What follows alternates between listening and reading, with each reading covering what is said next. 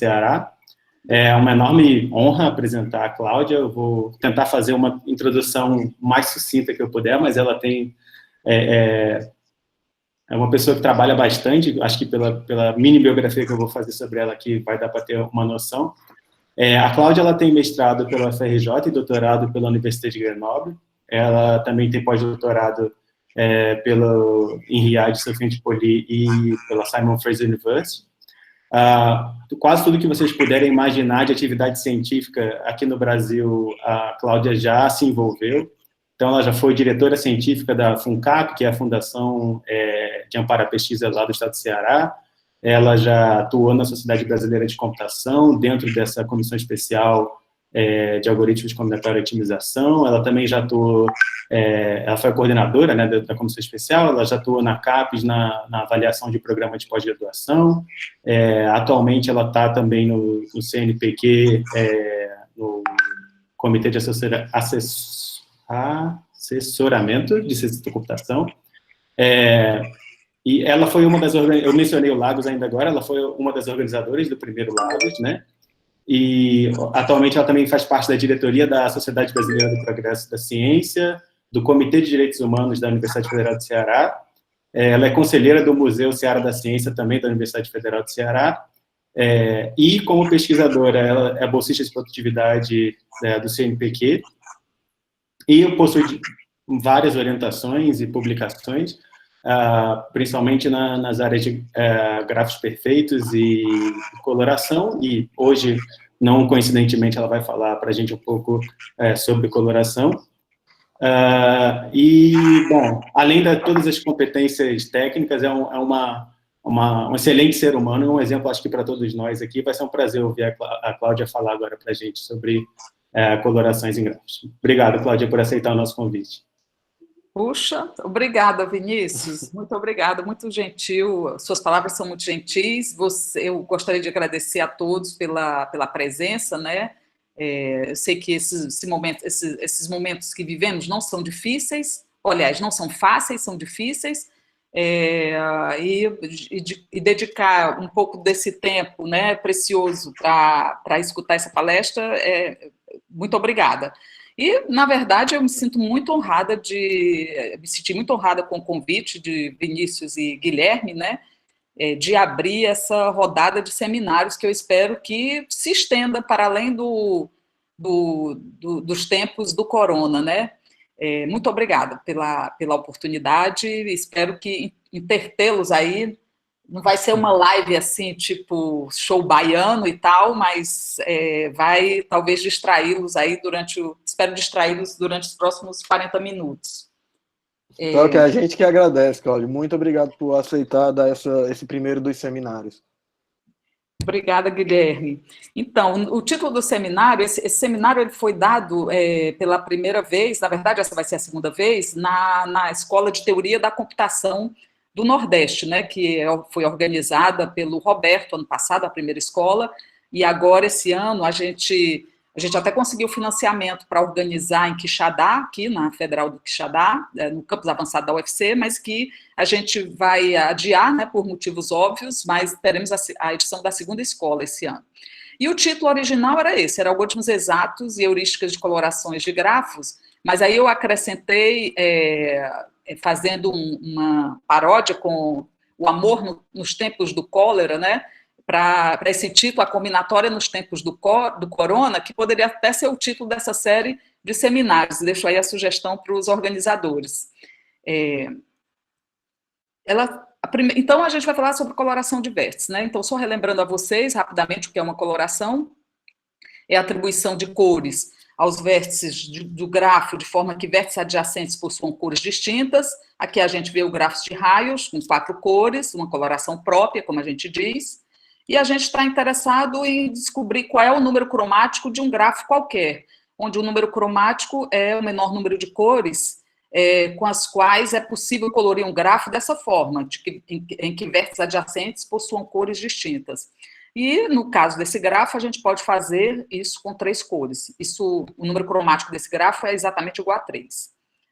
Bom, esse problema, um problema clássico, vastamente estudado, tem centenas, milhares de resultados, e por uma razão muito simples, ele é um problema que tem várias aplicações práticas, né, e variações, não só ele, mas variações dele, tem também uma boa centena de variações dele, desse problema, eles modelam essas variações, e ele mesmo modelam diversos problemas práticos.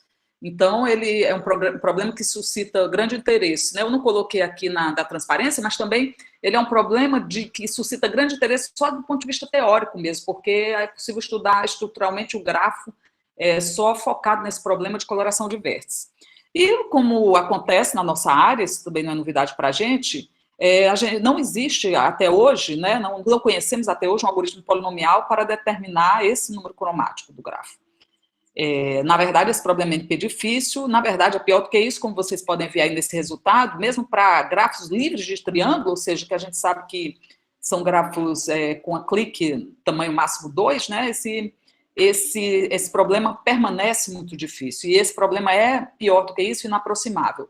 Então, diante disso, uma coisa natural nesse cenário é procurar resolvê-lo em classe de grafos. Isso, e uma outra abordagem natural é resolver através de heurísticas, para grafos quaisquer. Então, a gente vai tratar um pouco dessas duas abordagens, né? No que diz respeito a algoritmos exatos, para uma classe de grafo específica, a gente, porque foi nisso que eu trabalhei na minha tese de doutorado, já com Frederic Maffrey, já tem já há bastante tempo, não vou dizer a data, a gente trabalhou sobre grafos perfeitos. E o que é um grafo perfeito? Um grafo perfeito se para todo grafo induzido dele, o número cromático desse subgrafo é igual ao tamanho da sua maior clique. E não é difícil ver a relação entre esses dois parâmetros, né? O tamanho da maior clique, na verdade, uma clique é um subgrafo completo de um grafo, ela induz um subgrafo completo de um grafo. Não é possível colorir uma clique propriamente usando menos cores do que o tamanho da clique. Cada vértice exige uma cor distinta. Então, o melhor que você pode fazer em termos de coloração em um grafo, e daí ele ser perfeito, é você conseguir colorir com esse mínimo de cores, né? Quer dizer, o tamanho da maior clique é o limite inferior.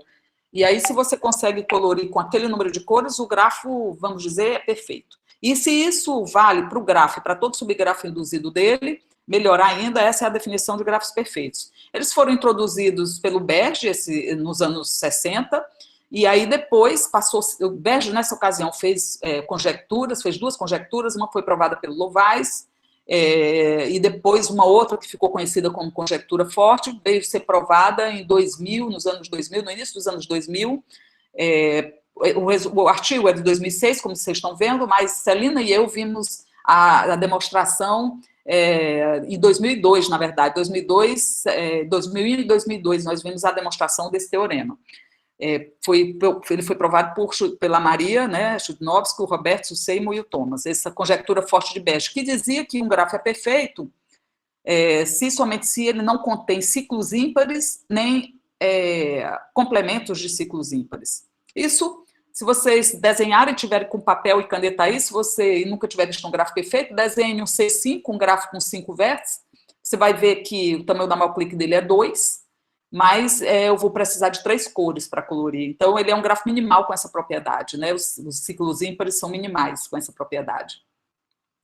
Bem, e aí, para o grafo perfeito, felizmente, né, logo em 81, logo entre aspas, mas não muito tarde, Grostel, Lováis e Schreiber conseguiram formular um algoritmo polinomial para colorir de forma ótima um grafo perfeito. Então, isso foi possível fazer. Então, qual é o problema? Então, se você estava procurando uma classe de grafo que você pudesse fazer bem, você sabe fazer bem. Bom, tem duas coisas. Primeiro, esse algoritmo ele tem uma complexidade muito grande, né? Ele é um algoritmo caro. E segundo, ele, para o nosso gosto, ele não é mente combinatório. E o que eu quero dizer com isso? Ele não parece usar, ele usa ferramentas de programação matemática, que obviamente são combinatóricas, mas ele não parece usar assim tanto as propriedades que a gente conhece sobre os grafos perfeitos, né? Que são milhares de propriedades. Então ficou esse problema, perdurou esse problema em aberto já quando eu fiz o doutorado, eu terminei em 96. de encontrar um algoritmo puramente combinatório, polinomial, para determinar o número cromático de um grafo perfeito. E aí a situação hoje é que, a despeito de todos os avanços em grafos perfeitos, esse algoritmo não existe. Existe para uma subclasse de grafos perfeitos. Esse algoritmo existe para os grafos sem ser 4, é um algoritmo que foi pela Maria Chudnovsky, eu acho que o Trottignon também está, e mais algumas pessoas, mas não para a classe geral de grafos perfeitos, né, para toda a classe de grafos perfeitos. E aí nós resolvemos, então, naquele momento, verificar se o que a gente poderia fazer com a estrutura de pares de amigos em grafos perfeitos. Essa definição de pares de amigos foi muito importante em grafos perfeitos, graças a um resultado de Meniel, que está aí a referência aí embaixo, que provou que um grafo imperfeito, minimal, não possui par de amigos. E o que é um par de amigos? São dois vértices não adjacentes, em que todos os caminhos induzidos entre eles têm comprimento par. Então, grafos, se você observar de novo, se a gente pegar aquele ciclo ímpar, de novo, que eu pedi para vocês desenharem aí ao lado, você vai ver que entre quaisquer dois vértices não adjacentes existe um caminho par e um caminho ímpar. O ciclo é ímpar, né? Então, isso faz com que não há dois vértices não adjacentes em um ciclo ímpar que formem um par de amigos. Eles não têm amigos, os vértices não são amigos, digamos, nesse ciclo ímpar. E, mais tarde, um ano depois, Fon e Urey provaram uma propriedade muito bonita sobre pares de amigos em grafos perfeitos. Eles provaram que a contração de um par de amigo em um grafo perfeito preserva a perfeição. E o que é contrair um par de vértices? Contrair um par de vértices é remover os dois vértices, colocar um novo, que é o vértice contraído, e fazer esse novo ser adjacente à vizinhança, à união da vizinhança dos dois. É isso que significa contrair. E aí, a contração de pares de amigos em grafos perfeitos gera um grafo perfeito. Foi isso que eles descobriram. E gera um grafo perfeito com o mesmo tamanho de clique e, portanto, com o mesmo número cromático. Então, daí vem uma ideia, dá uma ideia algorítmica, né? Imediatamente aparece a ideia de um algoritmo, né? Nesse cenário, que é esse. Que tal se a gente pegar um par de amigos, né? Por exemplo, aqui o A e D formam um par de amigos, tem todos os caminhos induzidos. Tem um caminho de tamanho 3 aqui, ó, A, C, F, D. Porém, esse caminho não é induzido, o caminho induzido é só A, C, D. A gente pode contrair, e aí verifica o que acontece. Bom, ainda tem um outro par de amigos, aqui o E e o C, a gente pode contrair de novo. O grafo vai sempre diminuindo de tamanho, né? E aí a gente tem dois vértices já contraídos, e aí depois tem mais um outro par de amigos, o B e o F, e a gente pode contrair novamente e se encontrar esse grafo aqui, que é uma clique, é um grafo completo, sem mais pares de amigos, todo mundo é adjacente a todo mundo. Eu sei colorir isso muito facilmente, é trivial. Depois eu posso pegar essa coloração e levar para o grafo original, uma vez que cada vértice contraído é o produto de contração de vértices não adjacentes. Então, cada vértice contraído, ele é um conjunto estável. Portanto, basta construir. Se eu der sorte de me deparar ao final desse processo com um grafo que eu saiba colorir, eu sei colorir o primeiro grafo, com o mesmo número de cores, com o melhor número de cores, o número de cores ótimos, vamos dizer assim. Então, eu preciso saber, nesse processo, onde eu vou parar, né? Eu consigo contrair, vou me deparar com o quê, afinal? Essa é a pergunta. Quais são os grafos que podem ser coloridos usando essa estratégia, né? E aí, no rastro dessa ideia, foram definidas essas duas classes de grafos aí que eu estou mostrando para vocês. São os grafos de quase paridade estrita e os grafos perfeitamente contractíveis. Um grafo é de quase paridade estrita se cada subgrafo dele possui um par de amigos ou é completo. Desculpa, essa definição precisava ser completada. Por exemplo, uma clique, um grafo completo, ele já é de quase paridade estrita, porque ele não possui vértices não adjacentes, né? Mas se ele não for completo, ele precisa ter um par de amigos. Então, essa propriedade tem que ser válida para ele e todo subgrafo induzido dele. Mas um grafo é perfeitamente contractível se a gente pede um pouco mais. A gente pede não só que ou ele seja completo, ou ele possua um par de amigos, mas a gente pede também que, ao contrair esse par de amigos, esse grafo, eu me deparo com um grafo que tem as mesmas propriedades, quais sejam, ou é completo, ou possui um par de amigos que eu possa contrair e me deparar com um grafo que possui um par de amigos que eu possa contrair, e assim sucessivamente. Então, dessa forma, a gente define um grafo perfeitamente contractível, que é um grafo que possui uma sequência de contração de pares de amigos que leva a um grafo completo. E aí foram definidas duas conjecturas. A conjectura de Ugardi, que eu achei que tinha colocado a referência aqui, mas não é difícil encontrar, não está? E a conjectura da Hazel, Everett e do Bruce Reed, a respeito dessas classes. O que é que eles conjecturaram? Bom, a conjectura de Ugardi, ele conjecturou que um grafo minimal... Porque, veja, só vou parar aqui. Qual a importância dessa conjectura? Porque é o seguinte, eu gostaria de pegar um grafo perfeito, achar um par de amigos, contrair, né? E continuar nesse processo sempre até parar em algum momento. E que momento eu vou parar? Eu vou parar quando o grafo já não possui pares de amigos, essa é a ideia. E quem são esses grafos que não possuem pares de amigos? Bom, essa é a conjectura do Ugardi. Um grafo é minimal sem pares de amigos, né? Se ou ele é um ciclo ímpar, ou ele é um complemento de ciclo ímpar, ou é um grafo linha de bipartido. E a conjectura da Hazel, Everett e do Bruce Reed, bom, eu vou olhar essas duas conjecturas e aí eu vou pedir permissão para vocês para mostrar um rascunho que eu fiz, um desenho aqui, usando o Miro, que o Raul me ensinou a usar muito precariamente, que ele quase não me ensinou, mas eu vou mostrar para vocês. A conjectura da Hazel e o Bruce, ela já versa sobre quais são esses grafos que não são perfeitamente contractíveis e que são minimais com respeito a essa propriedade. Bom, de novo, um grafo que é um ciclo ímpar, ele não é perfeitamente contractível porque ele não possui nenhum par de amigos, a gente vê.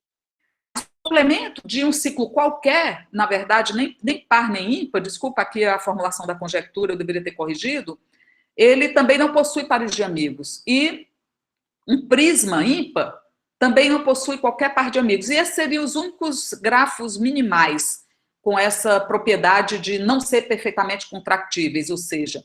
e por que um prisma ímpar? E o que é um prisma ímpar? O prisma ímpar é uma subdivisão ímpar especial do complemento do C6, do grafo com 6 vértices, do ciclo com 6 vértices. É um grafo, é um envelope, né? São 2 triângulos, como vocês estão vendo aí, unidos por 3 caminhos. Os caminhos são essas linhas mais escuras, e esses caminhos aí, eles são subdivisões, né, de uma aresta, mas eu peço que a subdivisão seja ímpar, ou seja, a aresta ela tem que ser substituída por um caminho de tamanho ímpar. Então, esses grafos são perfeitos. E esses grafos até possuem pares de amigos. Eles só não possuem um esquema de contração de pares de amigos que leve a um grafo completo. E aí eu vou pedir licença para vocês, aqui 1 minuto, eu vou parar essa apresentação aqui para colocar uma outra tela só para a gente entender um pouco melhor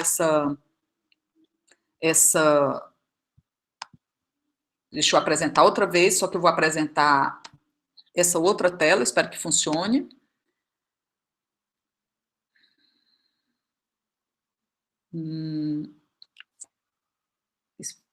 Não sei se funciona. Acho que não. Se eu colocar na tela inteira, vai funcionar. Aí a gente... só 1 minuto na tela inteira, tá bem? Vocês conseguem ver essa tela? Alguém pode me dar um retorno? Não estou ouvindo mais ninguém. Conseguem? Sim, então tudo bem. Esse é o ciclo ímpar que eu pedi para vocês olharem antes. Então, se você olhar entre A e B, que são 2 vértices não adjacentes desse ciclo ímpar, existe um caminho ímpar e um caminho par e um caminho ímpar. Então, eles não formam um par de amigos. Mas o que eu queria mostrar é o seguinte, é que qualquer aresta desse ciclo, seja ele par ou ímpar, sendo induzido, o que acontece com os grafos, os vértices envolvidos num P3, num ciclo de qualquer paridade? O que vai acontecer é isso daqui, sabe? Esse caminho P4 aqui vai gerar um outro P4, sabe? Vai ser uma coisa assim, ó. Vai gerar um outro P4 entre esses vértices aqui, esses vértices que tinham uma aresta entre eles, passa a não ter uma aresta, forma um vértice de par, passa a ser um par não adjacente de vértice, que no complemento terá um caminho ímpar entre eles. Isso significa que um complemento de um ciclo, de qualquer paridade, ele não possui pares de amigos. Então, eles têm, naturalmente, são grafos a serem excluídos, se eu quero descobrir quem são os grafos sem pares de amigos. E esse aqui são dois prismas que eu queria mostrar para vocês. Esse é um prisma ímpar e esse é um prisma par. Se você olhar nesse prisma ímpar, esse vértice que eu destaquei como X e esse vértice que eu destaquei como Y, eles vão formar um par de amigos, sim. Todos os caminhos induzidos entre eles vão ser pares. Mas quando eu contrair, se eu continuar todo esse processo de contração, ao final eu vou ter o complemento de um C6. E aí eu não vou poder prosseguir. Por outro lado, esse aqui, que é um prisma par, e você poderia ficar contente, achando que nesse caso você teria pares de amigos e ia conseguir convergir até um grafo completo, o que ocorre é que qualquer par de vértices não adjacentes em caminhos distintos desse prisma, eles não formam par de amigos. Por exemplo, entre o X e Y eu tenho esse caminho de tamanho 2, mas eu também tenho um caminho de tamanho ímpar entre eles. Não sei se vai ser esse aqui, 1, 2, 3, 4, 5, justamente vai ser esse. Isso vai acontecer entre quaisquer dois vértices que estejam em caminhos diferentes do prisma par. Portanto, esses grafos aí que vocês estão vendo, eles representam efetivamente um problema para essa estratégia de pares de amigos, né? De colorir de forma exata pela utilização de pares de amigos. E são esses grafos que estão envolvidos nas conjecturas que eu apresentei. Esses grafos e os grafos linhas de bipartido também, que, bom, vai demorar talvez um pouco mais a entender qual a importância deles, então eu vou passar um pouco, ficaria melhor pessoalmente, mas eles também estão envolvidos nessas conjecturas.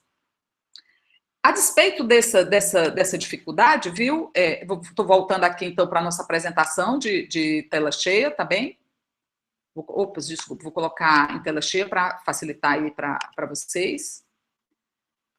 Então, essas são as duas conjecturas, e o que é mais interessante é que essas conjecturas continuam abertas até hoje. Talvez, em um certo momento, a gente achou, bom, como apareceu o grande resultado da prova da conjectura forte, a gente achou, bom, vai ser a conjectura forte tendo sido provada, vai ser uma questão só de 1 ou 2 anos para aparecer aquele algoritmo puramente combinatório para colorir os grafos perfeitos também otimamente. Bom, não aconteceu isso até hoje, e ocorre que os pares de amigos se revelaram uma coisa essencial da compreensão dos mecanismos, das estruturas dos grafos perfeitos, em particular, a ausência de pares de amigos, que são exatamente os grafos de linhas de bipartido, é uma estrutura especial, é uma classe de grafos básicos especiais, bem especial, muito importante na decomposição dos grafos perfeitos, que levou à própria demonstração da conjectura forte, né? E aí, mas é o seguinte, durante esse tempo a gente trabalhou, só para dizer para vocês em que pé estão essas conjecturas, para dar uma ideia em que estamos, aonde estamos, caso vocês se interessem por elas. É o seguinte, esse resultado, na verdade, ele foi publicado só em 2008, porque a revista perdeu o artigo original e depois a gente só veio descobrir 4 anos depois, por isso que demorou bastante. Mas, enfim, a gente provou que a conjectura do Rougardi é verdadeira para grafos planares. Mais do que isso, a gente conhece, por isso que eu vou dar um pouco de destaque aqui, a gente conhece toda a família de grafos planares que não possuem pares de amigos, que são perfeitos sem pares de amigos. Eles são grafos linhas de bipartido, como a gente poderia bem imaginar, e eles são grafos que são obtidos você pega duas arestas... Cláudia. Oi. Desculpa te interromper. Você voltou a compartilhar os slides? Porque não está aparecendo para a gente. Voltei. Se você puder, talvez, avançar um slide e voltar, só para ver se ele... Peraí. Tudo bem, eu vou voltar, então... Eu não vou precisar voltar para aquela tela, eu vou parar e voltar só para os slides. Tudo bem, pessoal? Vou fazer isso rapidamente, tentar fazer isso rapidamente, para não atrapalhar muito... Para ter certeza que... Pronto, eu estou nessa tela. Está todo mundo vendo? Ficou agora ok agora? Está com um pouquinho de atraso quando você faz alguma mudança ou muda de slide, mas agora está aparecendo os gráficos planares. Certo. Então, a conjectura foi provada para os grafos planares, né? E a coisa que eu estava chamando a atenção é que a gente conhece toda a família, a gente sabe gerar todos os grafos minimais sem pares de amigos planares. São grafos que onde a gente pega as arestas planas, vamos dizer, arestas que não estão em triângulos, e coloca um gadget, subdivide as arestas colocando um gadget como esse. Só há dois tipos de gadgets, esse onde tem esses dois vértices separados, assim, no meio, ou onde esses vértices são contraídos do meio. E a gente pode gerar toda a família de grafos planares sem pares de amigos dessa forma. A gente sabe reconhecer os grafos planares minimais, quando o grafo planar é de quase paridade estrita também, nós sabemos reconhecer. Está aqui o outro gadget de outra divisão possível. Então, você vai enchendo isso, né? Pega duas arestas. Claro que se você quer manter a planaridade, né? Você vai escolher duas arestas na mesma face, duas arestas que não estão envolvidas em triângulo da mesma face, e vai fazendo esse processo. Outros resultados positivos que a gente tem a respeito dessas conjecturas e pares de amigos é que a conjectura também a conjectura sobre grafos perfeitamente contractíveis foi provada também para grafos planares. As duas foram provadas para grafos sem garras. As duas, uma delas foi a de perfeitamente contractíveis, foi provada para grafos sem pipa. E esses trabalhos foram conjuntos com o Bruce e o Frederic Maffrey, e Celina, o Frederic Maffrey e a Claudinha Vilela, eles estudaram muito os grafos bull-frees, né, sem touros, e provaram que os grafos touro-redutíveis são de quase paridade. Eu nem cheguei a definir, mas de quase paridade significa que ou o grafo tem um par de amigo ou o seu complemento tem um par de amigo. E touro redutível são grafos onde quaisquer dois touros compartilham onde não há quaisquer dois touros compartilhando um vértice. Eu acho que é isso. A Lina depois pode até me corrigir. E aí, o Trottignon e o Frederic, né, conseguiram provar um avanço importante na direção da conjectura de Hazel e Bruce, que é provar que grafo sem qualquer prisma, seja par ou ímpar, é perfeitamente contractível. Se vocês lembram lá, a conjectura diz que um grafo é perfeitamente contractível se somente se não tiver prisma ímpares. Eles conseguiram o seguinte: sem prisma nenhum dá certo. Foi esse o avanço. Bom, mas aí qual é a nossa ideia, finalmente? Só para dizer para vocês. Então é o seguinte, parece que é meio difícil esse mundo perfeito. A gente sabe que tem grafos que não possuem pares de amigos, embora sejam perfeitos, mas o que a gente pode fazer? A gente pode fazer a seguinte coisa, é uma abordagem perfeitamente possível, né? Enquanto tiver pares de amigos, a gente pode encontrá-los e contraí-los. E, no final, a gente vai colorir o G, o gráfico que a gente obteve ao final desse processo, se possível, e depois vai poder retornar essa coloração ao grafo original, né? É uma estratégia possível de fazer. E aí o seguinte, o problema é que, exceto o passo 3, todos os outros são difíceis. Encontrar pares de amigos também não é uma coisa muito barata, sabe? Então, o que você pode até fazer até heurísticas de pares de amigos, vamos dizer, tentar escolher vértices que não sejam, vértices não adjacentes, que tenham cara de pares de amigos, e tentar usar essa ideia, porque isso dá um algoritmo de coloração bastante rápido também. Mas o passo 2, que é colorir G', que é o gráfico que você obtém ao final desse processo de contração de pares de amigos, a gente tem abordado por meio de heurísticas, sabe? A gente pode fazer essa coloração por meio de heurísticas. Uma outra coisa é que a gente pode tentar descobrir exatamente quem é esse grafo que a gente obtém ao final de contrair tanto os pares de amigos quanto possíveis, que é justamente estudar, ele já nem precisa ser minimal, mas é simplesmente estudar grafos sem pares de amigos, esquecendo essa exigência de ser minimal, porque a exigência de ser minimal cai na conjectura de Rougardy, né? Então vamos esquecer essa coisa, quais são esses grafos sem pares de amigos? Porque talvez conhecendo esses grafos melhor, a gente também se direcione na busca desse algoritmo. E aí, passando então para a parte de heurísticas, para colorir grafos, né? Muitos de vocês até já viram esses slides aqui, agora vão talvez até dormir um pouco. Mas, assim, são duas heurísticas que eu vou tratar, a heurística, que são as heurísticas com as quais eu trabalho, né? Que é a heurística gulosa e a heurística de B-coloração. O que a gente pode fazer na gulosa é o seguinte, estabelecer uma ordem, como vocês veem aí, esse 1, 2, 3, 4, 5, 6, 7 é uma ordem dos vértices do grafo, e aplicar aquele método guloso, que é atribuir a menor cor possível a cada vértice. E aí, ao final, ver no que aconteceu. Nesse caso aqui, se eu tomar essa ordem aí, o que vai acontecer é que a cor que eu atribuí ao 1, eu posso atribuir ao 2, ao 3 e ao 4, porque eles formam um conjunto estável, né? Então, por exemplo, eu posso atribuir a cor 1 a esse conjunto de vértices.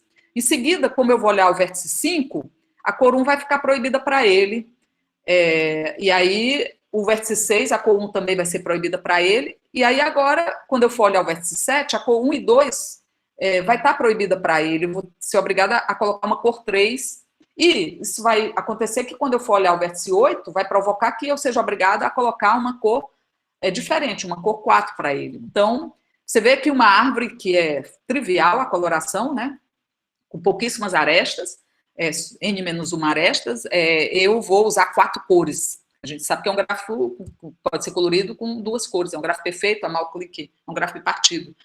Então, essa heurística pode ter um comportamento muito ruim, não é? E aí o que a gente faz, então, é estudar o pior desempenho dessa heurística para saber o que acontece. Se eu errar muito, acontece o quê, finalmente? No caso dessas árvores binomiais, acontece essa coisa ruim mesmo. Eu posso cair colorindo o gráfico com delta mais uma cores, que é bem o caso, que é terrível, né? Uma coloração com delta mais uma cores, ela, na verdade, é muito ruim. Seria essa coloração aí desse tipo, né? Que eu depois tenho. E aí é com essa tentativa de descobrir, de estudar esse pior desempenho dessa heurística que a gente olha o número guloso, o número de um grafo que a gente diz, né? Na verdade, é o maior número, né? É o maior inteiro K, tal que existe uma ordem dos vértices de G que retorna uma coloração gulosa do gráfico com K-cores, que o algoritmo guloso retorna K-cores para colorir. E aí, bom, a gente não teve muita sorte nisso, né? Determinar esse gama de G, que é esse pior desempenho da heurística gulosa, é NP difícil. Esse algoritmo ele é muito estudado, é muito importante o estudo das propriedades desse tipo de coloração, porque ele é um algoritmo de coloração online, e até hoje ele e variações deles que são usados pelas as empresas de telecomunicações de telefonia celular. Eles usam para atribuição de frequências o algoritmo guloso e suas variações. Eles ficam brincando com essa ordem para poder tentar chegar a bons resultados. E o que a gente faz, tem feito nisso? É tentar encontrar bons limites superiores para a gama de G, porque o limite superior trivial é o grau máximo do grafo mais 1, e encontrar algoritmos polinomiais para classes específicas de grafos. Dentro dessas classes específicas de grafos, o que a gente estudou muito mais recentemente, mas já faz uns, sei lá, 4 anos ou 5 anos, são produtos de grafos, né?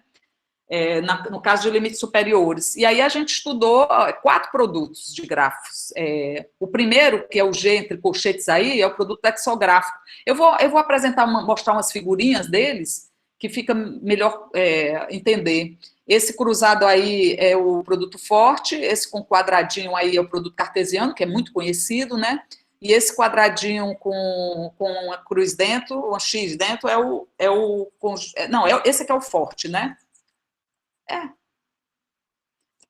Direto é só com a cruz, o forte é com a cruz, tá aqui. Então, essa figura ela ilustra bem como é que são esses produtos, né? O cartesiano, uma aresta num fator e uma aresta no outro fator gera um C4. Para o direto, uma aresta em um dos fatores e uma aresta no outro fator gera um 2K2, dessa forma. O forte é o C4 mais o 2K2, ou seja, é um K4. E o lexográfico, o produto de G por um grafo H, faz a substituição de cada vértice de G por uma cópia de H, e uma aresta em G vira uma união completa, sabe, entre os vértices correspondentes, entre os grafos de H correspondentes àqueles vértices. E aí o que a gente fez foi estudar esses limites superiores para o número de grande, né? Por exemplo, e limites superiores e inferiores. Por exemplo, no produto cartesiano, eu não vou mostrar para cada um deles, vocês, senão as transparências vão ficar aí, as referências estão aqui, vocês podem se debruçar mais, eu vou só chamar os aspectos mais importantes, né? Por exemplo, no lexográfico, não dá para fazer melhor do que gama de G vezes gama de H, ou seja, é muito alto. Já no produto direto, né, já dá para fazer a soma, já é uma coisa, vai ser inferior, superior ou igual, já tem um limite inferior, melhor, né, de gama de G mais gama de H menos 2. E alguns são muito ruins, como, por exemplo, o cartesiano, porque, na verdade, a gente não conseguiu um limite superior para o produto cartesiano em função do gama de G nem do gama de H. No gama de H, a gente foi conseguir o delta de H, um limite superior que usa delta de H. É o caso aqui do cartesiano, também tem esse limite superior aqui. Se vocês olharem aqui, aparece delta de H, de G e delta de H. Isso não é o ideal, sabe? O ideal era ter uma coisa bonita, assim, como o do produto lexográfico, que é gama de G e gama de H. Isso seria mais bacana. Então, há desafios aqui, sabe? Há coisas que não vamos conseguir. Por exemplo, nós provamos que não existem limites superiores em função do gama de G e do gama de H em alguns casos. Então, tem que ver como melhorar isso. Esses resultados foram obtidos com o Vitor, né, com o Frederico Maffrey, com o András Biarfas e o AV. No que diz respeito à complexidade, né, a gente também co-NP completo decidir, mesmo se o gama de G é inferior ou igual a uma constante vezes o número cromático de G. Então, não é uma situação muito boa. Mas a gente sabe provar, conhece exatamente gama de G para essas classes de grafos, que são grafos, toda essa família, essa variedade de grafos com P4, e esses trabalhos, né, tiveram a contribuição, né, do Júlio, também do Frederic e de outras pessoas, né? A Carol também trabalhou nessa decomposição primeval aqui para esses grafos com Q-4, e o Rudini também, o pessoal de Fortaleza.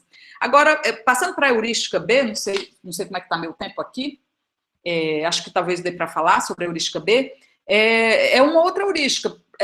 Pessoal, tudo isso é aquela minha ideia de o seguinte, de como você não sabe fazer as coisas, faça da melhor forma que você conhece, ou seja, a minha ideia é sair contraindo pares de amigos, chegar num grafo menor, bem menor, espero eu, já que eu não tenha mais pares de amigos para contrair, assim, não conheço mais, e aí eu vou tentar arrumar uma boa heurística para terminar aquela coloração e colorir o grafo original.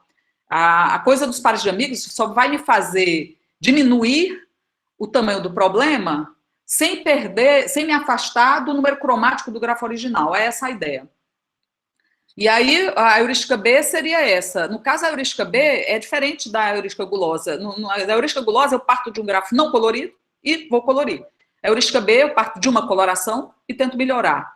E, por exemplo, suponha que você parte dessa coloração aqui, e aí você tenta, por exemplo, será que é possível eliminar uma dessas classes de cores, por exemplo, esses vértices verdes? Será que é possível eliminar essa classe de cor de verde? Esse primeiro vértice aqui, vou passar, ele estava com a cor verde, mas ele não tem nenhum vizinho azul, ele poderia ser colorido azul, então posso dar cor azul. Se eu olhar esses dois aqui, que estão vizinho ao rosa, que vem da esquerda para a direita, né? Eles dois também não têm nenhum vizinho azul, também não tem nenhum vizinho vermelho, eu também posso melhorar a cor, trocar essa cor deles. Se eu vier aqui agora, o próximo, ele não tem nenhum vizinho, ele tem um vizinho azul, já não posso dar mais azul, mas ele não tem vizinho rosa nem vermelho. Eu posso dar para ele a cor vermelha. E eu venho para esse último aqui, ele não tem mais nem azul nem vermelho, também posso recolorir, por exemplo, com vermelho. Bom, então agora, você vê que eu consegui eliminar uma classe de cor, e eu posso continuar esse processo. Que outra classe de cor eu posso eliminar agora? Bom, nesse caso aqui, talvez eu não consiga eliminar mais nenhuma. Por quê? Porque esse vértice vermelho, ele não pode mais ser recolorido nem com a cor rosa, nem com a cor azul, o vértice vermelho que é a raiz, porque ele tem vizinhos rosas e azuis. Então, a cor vermelha não pode sumir. A cor rosa também não pode mais sumir, porque eu tenho um vértice de cor rosa que tem um vizinho azul e um vizinho vermelho. E a cor azul, pela mesma razão, também não pode mais sumir. Então, aí eu me deparo com uma becoloração, ou seja, esse processo para de sumir com classes de cores, quando em cada classe de cor eu tenho um vértice que chateia, que ele já tem vizinho em todas as outras classes de cores. Isso levou à definição de becoloração e número becromático. Uma becoloração é essa, é uma coloração que não pode ser mais melhorada, porque em cada vértice existe em cada classe de cor existe um B-vértice, um vértice que não pode mais ser jogado em nenhuma outra classe de cor. E o número, de novo, o que a gente quer saber é o pior desempenho desse procedimento, e isso é o número becromático do grafo, é o maior K, tal que um grafo possui uma becoloração com K cores. E aí, infelizmente, esse parâmetro foi introduzido por Irving e Manlove em 99, e nesse mesmo trabalho eles provaram que esse problema também é difícil, determinar esse pior desempenho dessa heurística é uma coisa muito difícil.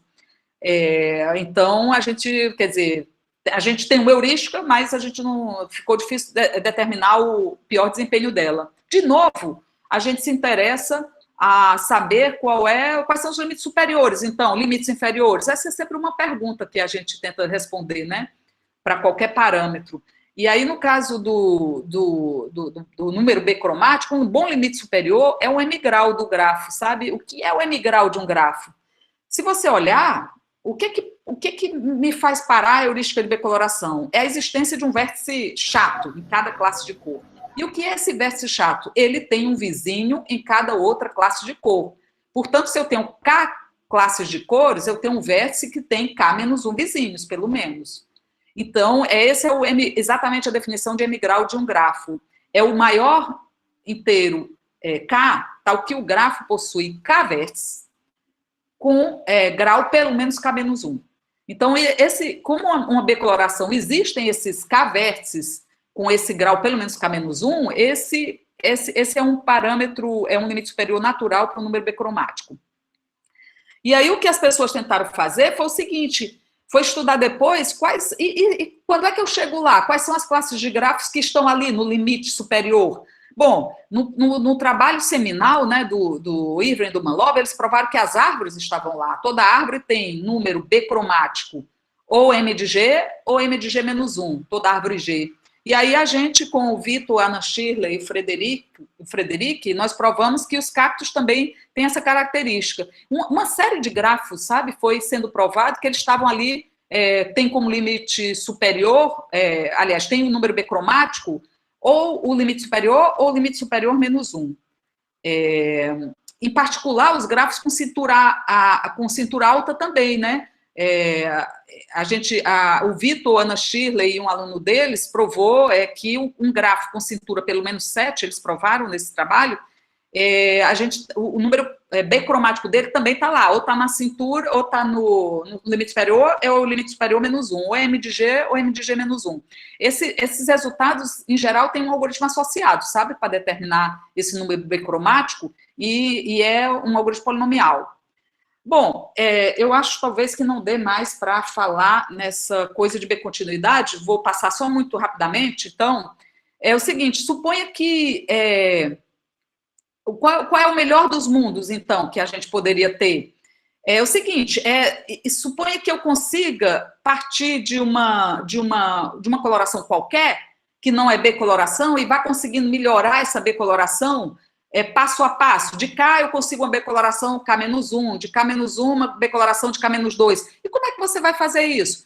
Eu só preciso me preocupar em eliminar um B-vértice. Se eu conseguir resolver o problema, você me dá uma becoloração, e eu consigo resolver o problema de um B-vértice por uma série de trocas bicromáticas, ou trocas, sei lá, L-cromáticas de cores de vértice, talvez eu consiga de uma B coloração com K cores, obter uma B coloração com K menos uma cores e dando uma certa melhorada.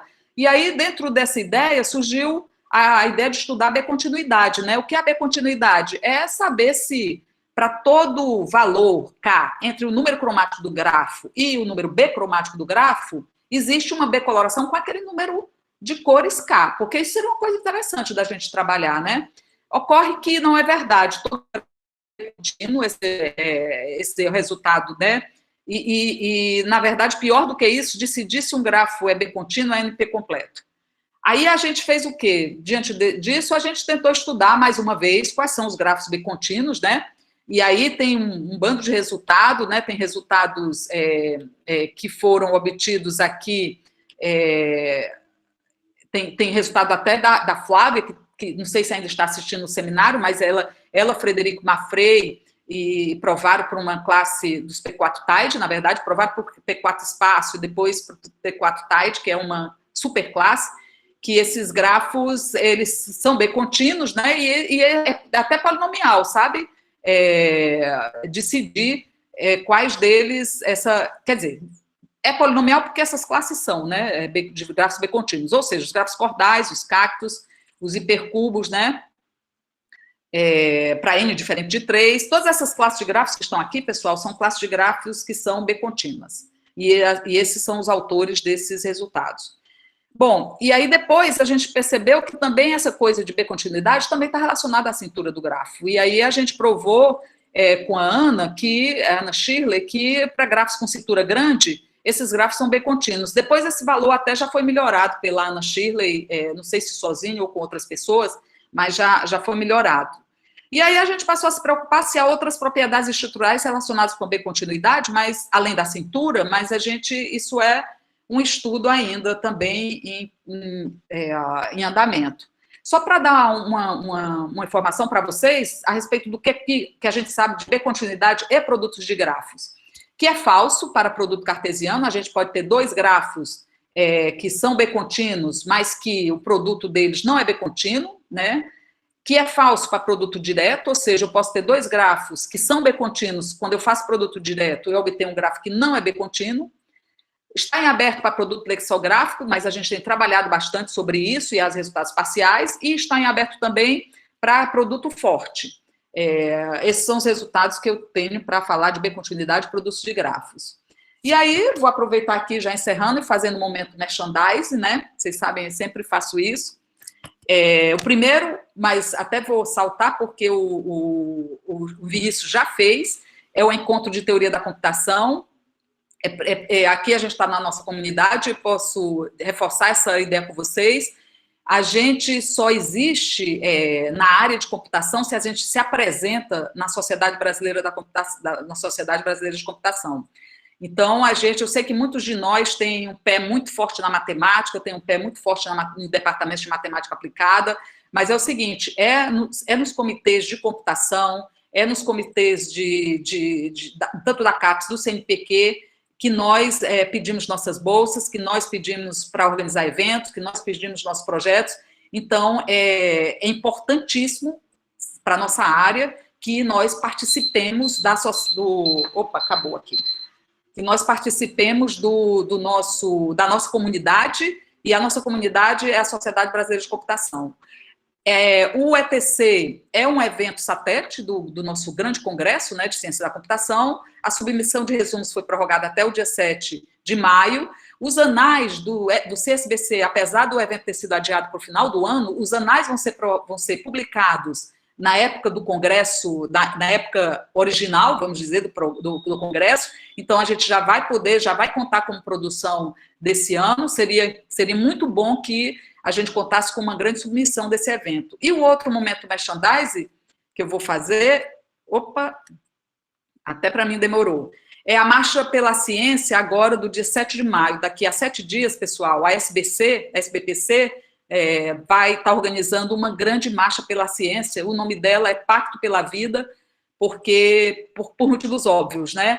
Eu não sei se vocês acompanharam, mas no início de abril, a OAB, a CNBB, Conferência Nacional dos Bispos Brasileiros, a OAB, que vocês sabem o que é, a Ordem dos Advogados do Brasil, a ABI, que é a Associação Brasileira de Imprensa, e a SBPC, assinaram um pacto pela vida, onde a gente deixa claro essas 4 instituições, né, pilares da sociedade brasileira, não pilar a instituição, mas o que envolve, né, o que elas representam, na verdade, que é a sociedade, que são cientistas, né, os educadores, que são os advogados, que é a justiça representada pelos advogados, que é a democracia e a liberdade representada pela Sociedade Brasileira de Imprensa, e que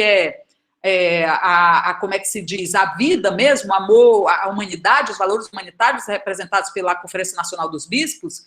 Nesse Pacto pela Vida, a gente deixa claro que, sim, a vida vem antes da economia, que, sim, a ciência ela vai ser a única forma de enfrentar tanto a tragédia sanitária e humanitária que o Brasil está vivendo, quanto a tragédia econômica também, que se apresenta por falta de atitudes, como é que se diz, proativas, no sentido de deter essas 2 tragédias que se apresentam para a gente. Então, a Marcha pela Ciência, se vocês quiserem mais informações, ela vai ser uma marcha virtual, todo mundo, todas as sociedades podem organizar suas próprias programações, a gente só tem 2 momentos, que são um painel na parte da manhã, um painel na parte da tarde, que é uma programação comum, e tem tuitaço, que aí a gente gostaria que todo mundo participasse do tuitaço, um tuitaço meio-dia, só meia hora, e o tuitaço no final da tarde, só meia hora também, para a gente colocar esses valores e a ciência no devido lugar, que é o que nós mais estamos precisando nesses tempos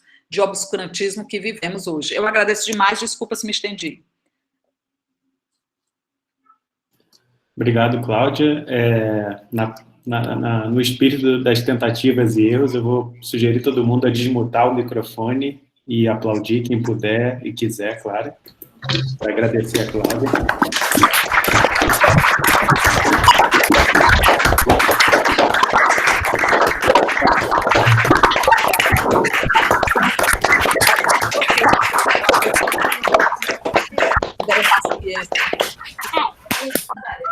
A Celina está realmente empolgada.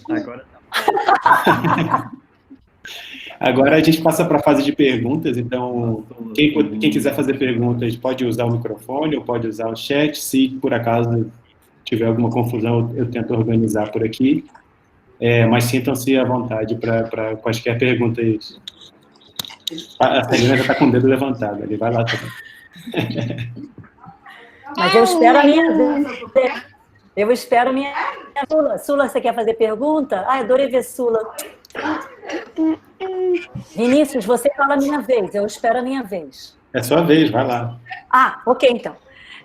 Bom, Cláudia, você escolhe perfeito os títulos das palestras. Então, eu adorei a sua combinatória nos tempos do cólera. Parabéns pelo título. Cláudia, eu... gostei também, você mostrou várias coisas, apresentou várias coisas históricas, citou o momento em Princeton, do 9/11, nós lá com o Paul Simons, da Nova Cidade, era aluna de doutorado, pessoal, e a gente lá, né, Cláudia, bem no 9/11, estamos lá em Princeton, em 2000.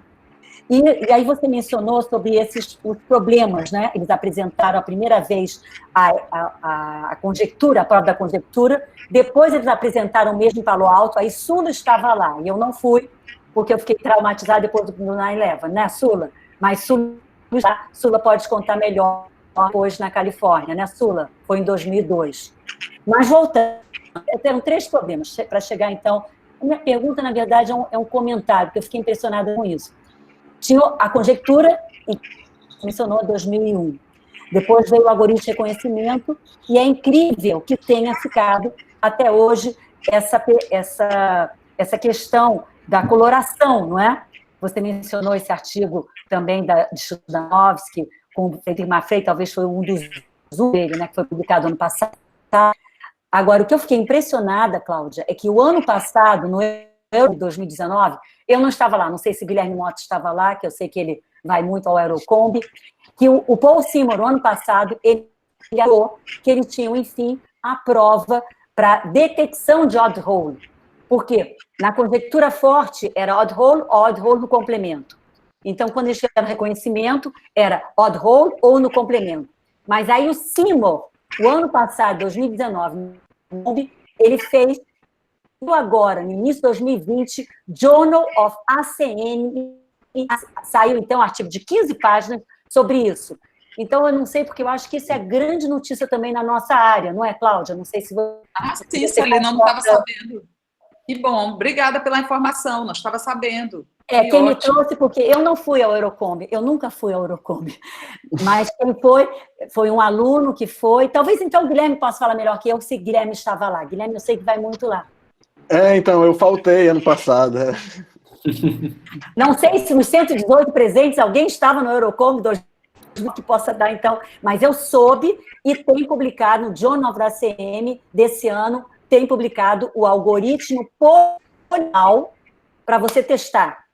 Porque tinha aquele resultado, eu acho que era Beanstalk, não era, Cláudia? Que um odd hole passando por um vértice NP completo. Sim, existe resultado.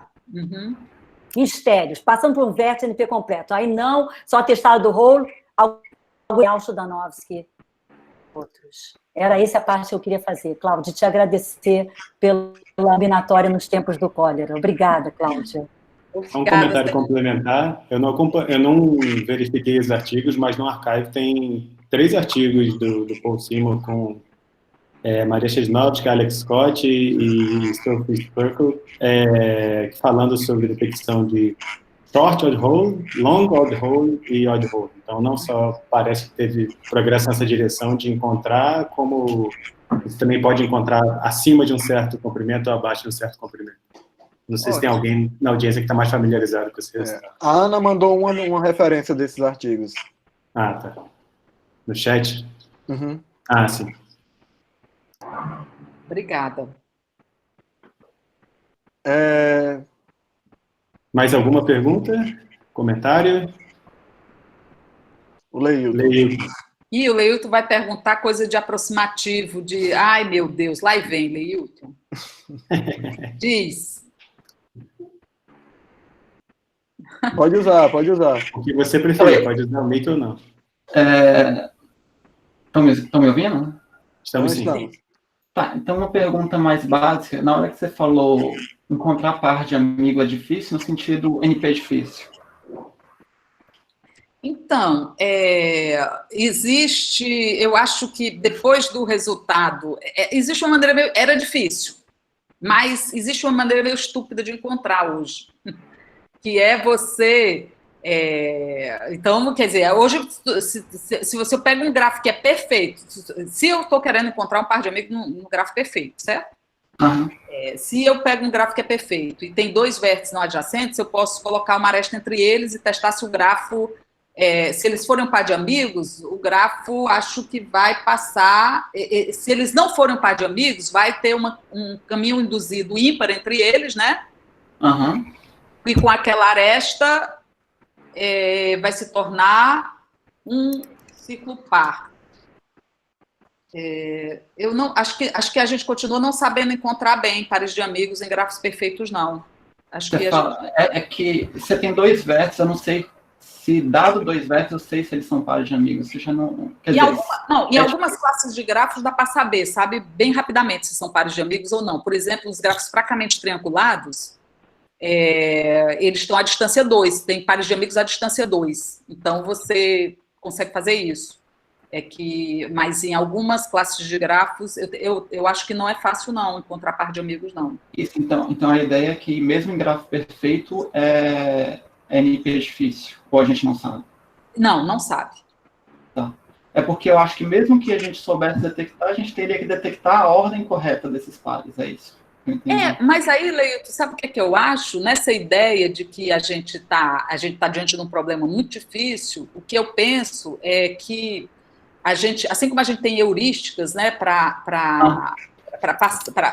fazer coloração, a gente poderia ter umas heurísticas espertas para tentar descobrir coisas que são pares, que não podem não ser pares de amigos, mas tem cara de pares de amigos, e sair contraindo, se a gente quiser ser rápido. Entendi. Não necessariamente vai encontrar coloração válida, mas... Porque é o seguinte, enquanto você não aumenta muito o tamanho da maior clique, você também não está perdendo muito em termos de cores, né? Digamos. Isso para um gráfico qualquer, né? Eu estou falando assim, eu supondo, porque, na verdade, o problema de coloração para gráficos perfeitos, você a rigor pode dizer, esse problema está resolvido. Qual é o seu interesse, né? Mas eu estou falando em termos de um gráfico qualquer, pode ser sempre uma boa ideia, e, na verdade, ocorre que ela não é muito usada, sabe? Eu vejo que o pessoal que trabalha muito poderia usar mais essa coisa de pares de amigos, porque se você bem escolher as coisas, você não aumenta o tamanho da Malclick, né?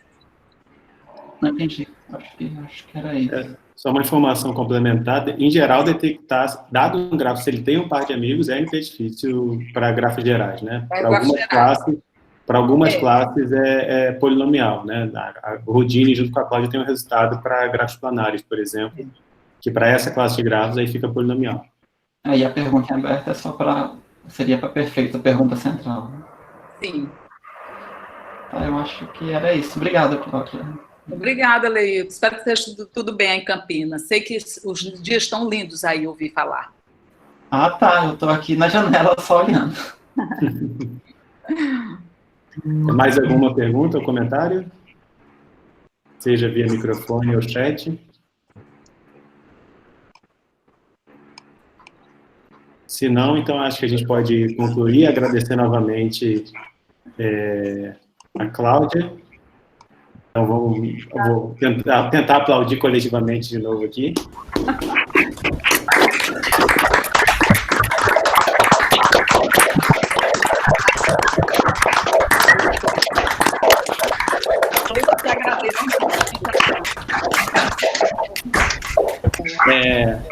Bom, agradecer a todos que puderam participar. Eu espero que esse formato tenha agradado. Novamente, se vocês tiverem comentários ou sugestões, entre em contato com os organizadores. A gente quer fazer o melhor seminário possível para tentar suprir essa necessidade.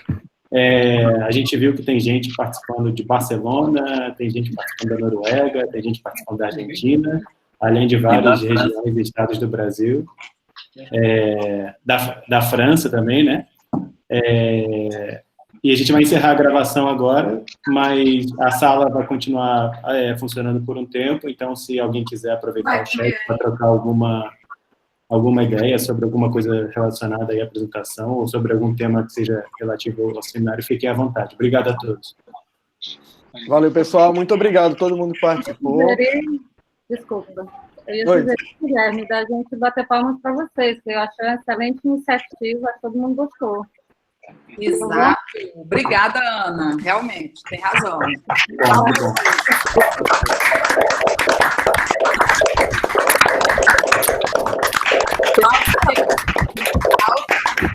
Estou sentindo falta daquela mesa lotada de pão de queijo lá do Lagos para a gente ir lá conversar besteira um pouco. Essa aí a gente vai ter que esperar até São Paulo, ano que vem, o próximo Lagos. Olha, foi muito bom ver todos. Cuidem-se bem, fiquem em casa. E dia 7 de maio, esse seminário que vai, o próximo, poderia ser um evento da Marcha pela Ciência, em defesa da ciência, o Pacto pela Vida. E um grande beijo aos organizadores. Muito obrigada a todo mundo. Parabéns pela iniciativa. Obrigado, pessoal. Valeu, Cláudia.